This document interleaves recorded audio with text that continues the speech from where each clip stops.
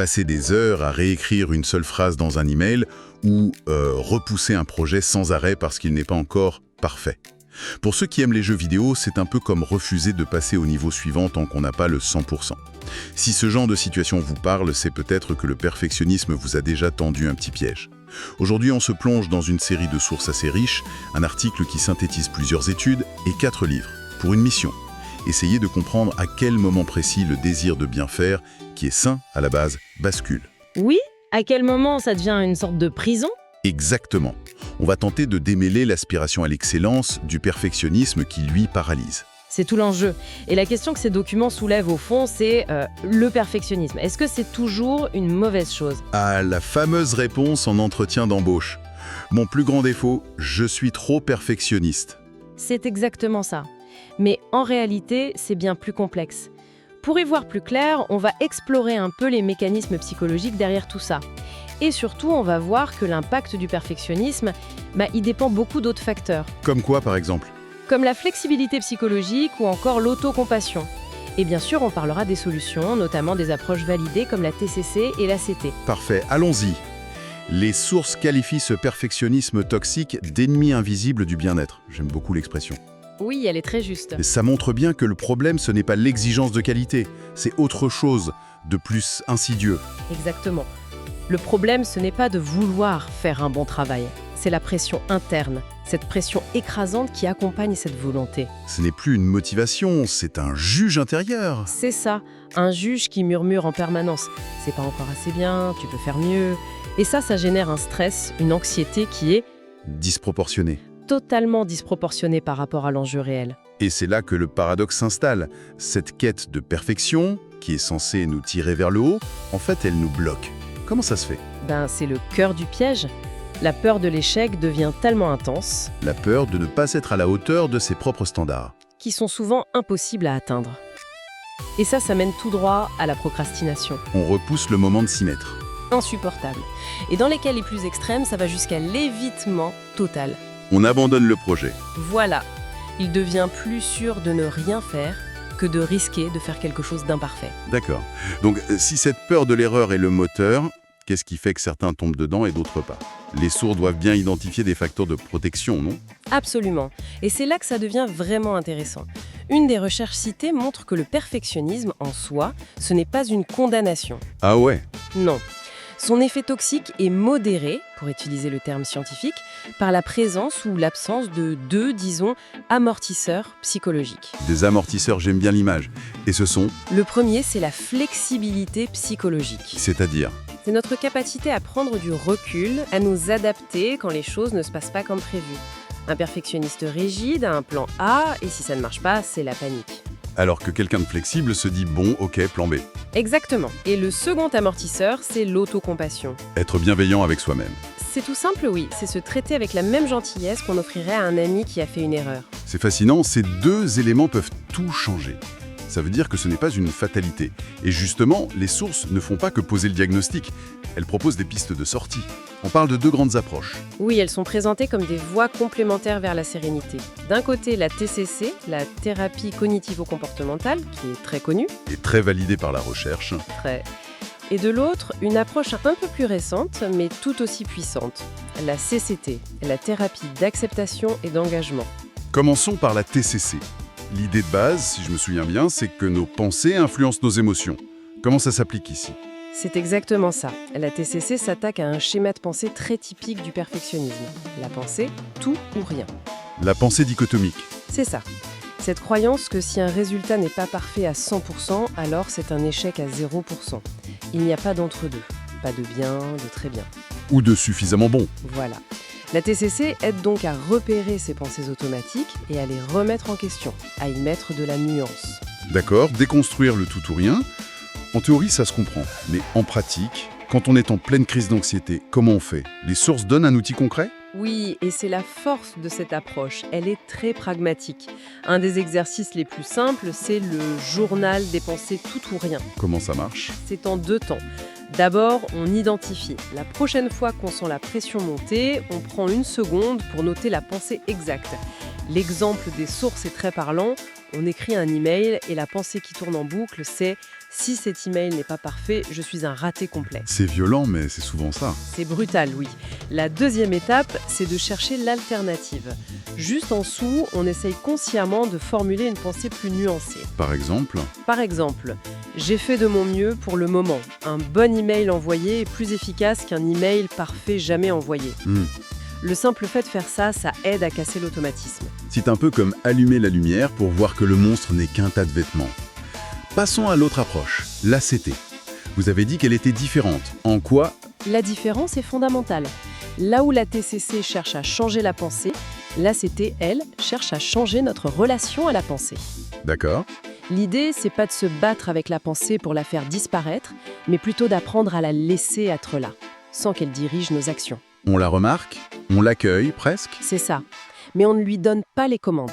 Attends, si je comprends bien, l'idée n'est plus de se convaincre que l'email n'a pas besoin d'être parfait, mais de se dire « Ok, j'ai cette pensée de perfection qui est là, je la vois, mais je clique quand même sur envoyer parce que c'est ça qui est important maintenant. C'est exactement ça. Le changement de perspective est radical. » Carrément. Le but de l'ACT, c'est de développer cette fameuse flexibilité psychologique. On apprend à agir selon ses valeurs. Finir mes projets, par exemple.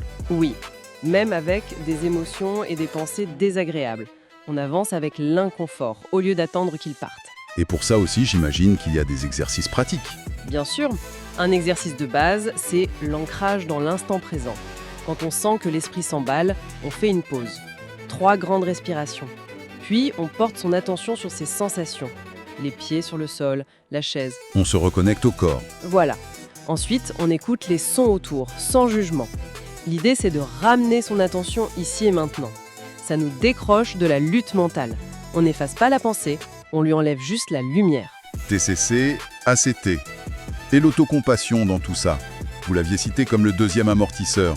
C'est une troisième voie ou? C'est vraiment présenté comme l'antidote essentiel. Un ingrédient qui nourrit les deux approches. Si le perfectionnisme, c'est l'autocritique, alors l'autocompassion, c'est le remède direct. Ça peut paraître un peu facile, dit comme ça. Contre-intuitif même. Un perfectionniste pourrait se dire que c'est se laisser aller. C'est une crainte très fréquente, mais c'est une mauvaise lecture de ce que c'est. L'autocompassion, ce n'est pas de l'apitoiement. Ni de la complaisance. Non. C'est se traiter comme on traiterait un bon ami. Si un ami échoue, on ne lui dit pas « tu es un raté ». On lui dit « c'est dur, ça arrive, t'as fait de ton mieux ». On applique cette logique à soi-même. C'est ça. Et les études montrent que, paradoxalement, les personnes qui ont plus d'autocompassion sont plus résilientes et rebondissent mieux après un échec pour s'améliorer. Et comment on cultive ça? Un exercice très simple, c'est la phrase d'autocompassion. On se prépare une petite phrase pour les moments durs. Une sorte de mantra. En quelque sorte, oui. L'exemple donné est « c'est un moment difficile, l'erreur est humaine, je fais de mon mieux et c'est déjà suffisant ». Le simple fait de le verbaliser, ça peut désamorcer la voix critique. D'accord. On a donc ces outils, mais au quotidien, comment on intègre ça? La première stratégie que les sources évoquent, c'est un changement de mentalité. Adopter le suffisamment bon. Oui, passer du dogme du parfait à la philosophie du « assez bon ». C'est une libération par le réalisme. Il ne s'agit pas de viser la médiocrité. Non, pas du tout. Il s'agit de reconnaître le point de rendement décroissant. Le moment où les heures passées à peaufiner un détail ne rapportent plus rien, mais coûtent énormément en temps et en énergie. L'exemple de l'étudiant dans l'article est vraiment parlant. Celui qui passe des nuits sur la mise en page de son rapport. Au lieu de réviser l'examen le plus important de l'année qui a lieu le lendemain. On l'a tous connu, cet étudiant. Exactement. Il aura peut-être 19-20 à son rapport, mais il va rater son année. L'étudiant réaliste, lui, s'arrête quand le rapport est solide, disons un bon 16. Il utilise le temps gagné pour réviser le reste. Et il réussit son année. Qui a le mieux réussi au final? La réponse est claire. Le suffisamment bon, c'est souvent la stratégie la plus intelligente. Oser l'imperfection, c'est intéressant, mais ça peut faire peur quand on est bloqué là-dedans. C'est pourquoi la deuxième stratégie, c'est l'expérimentation volontaire, mais à petite dose. Le défi des petits pas imparfaits. On n'apprend pas à nager en sautant dans le grand bain. C'est ça, on y va petit à petit. Un exemple. On choisit une tâche à faible enjeu, cuisiner un plat par exemple. L'objectif n'est pas de sortir un plat de grand chef, mais d'accepter à l'avance que la présentation ne sera peut-être pas parfaite. Et on observe ce qui se passe après. Oui. Est-ce que le monde s'est écroulé? Non. Le repas était quand même bon? Souvent oui. Chaque petite expérience comme ça, c'est une preuve pour notre cerveau que l'imperfection n'est pas une catastrophe. On se désensibilise. J'aime bien cette idée d'accumuler des preuves contre sa propre anxiété. Pour résumer tout ça, les sources se terminent sur une analogie que je trouve parfaite, celle du jeu vidéo. Oui, elle est excellente. Le perfectionnisme toxique, c'est ce joueur qui s'obstine à vouloir 100% au premier niveau. Il cherche tous les secrets, tous les bonus. Et pendant ce temps, il n'avance plus dans le jeu. Il est bloqué, frustré, et il passe à côté de tout le reste. Et donc, la leçon, c'est que l'objectif n'est pas le score parfait. Mais de finir le jeu. C'est ça. Se libérer du perfectionnisme, c'est changer d'objectif. Ce n'est plus de maîtriser chaque niveau, mais de gagner la partie. Et pour gagner, il faut accepter les erreurs. Chaque échec dans un niveau, c'est une information précieuse pour la suite. Les erreurs deviennent de l'expérience. Exactement. On ose avancer, même avec 80%, parce que c'est ce qui permet de voir la suite. C'est la flexibilité psychologique en action. Finalement, le message de toutes ces sources, c'est qu'en se défaisant de ce perfectionnisme, on enlève un fardeau invisible. En remplaçant l'autocritique par l'autocompassion, le tout parfait par le suffisamment bon, on gagne en légèreté, en sérénité et paradoxalement, souvent, en productivité. C'est le plus grand des paradoxes. Le but n'est plus la destination parfaite, mais de profiter du chemin. Tout à fait. Et pour ceux qui voudraient aller plus loin, il faut savoir que la bibliographie fournie est très riche. Elle cite des auteurs comme Frédéric Fanget, Laurence Roufouillet, qui ont écrit des livres très accessibles, remplis d'exercices pour faire ce travail sur soi. Des ressources pour continuer en autonomie. Précisément. Alors, pour terminer, lançons une petite invitation à l'action. Le défi est simple. Choisir un seul des exercices qu'on a évoqués. Un seul. Que ce soit le journal des pensées, la phrase d'autocompassion ou le défi des petits pas. Et juste l'essayer, une fois. Juste pour voir. Le premier pas, c'est le plus important. Même et surtout, s'il est imparfait. Et je laisserai une dernière pensée en suspens. Une question que les sources effleurent seulement. Toute notre discussion a tourné autour du perfectionnisme toxique. Oui.